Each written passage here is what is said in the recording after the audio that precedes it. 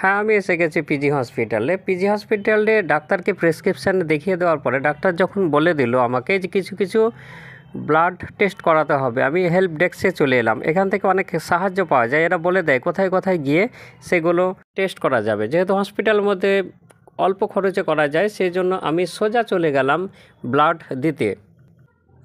এই পথ দিয়ে চলে যাচ্ছি। এই জায়গাতে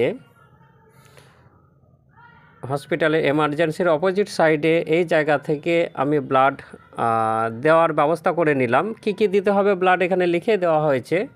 blood for LFT, UR, CR, CEA, CA 19.9, PT, INR সবগুলোই হসপিটাল থেকে করা যাবে ফ্রিতে। বাইরে থেকে করলেও তারা রিপোর্ট নেবে, কিন্তু আমি এখান থেকে চলে গিয়েছি, এখানে ব্লাড নিয়ে নিয়েছে। যত রকমের ব্লাড টেস্ট হবে একই জায়গা থেকে, না হলে অন্য জায়গাতে হয়ে থাকে। এখানে যেহেতু কিছু ব্লাড টেস্ট আমি করতে দিয়েছি, তার রিপোর্ট 3 দিন পরে আমি নিতে এসেছি।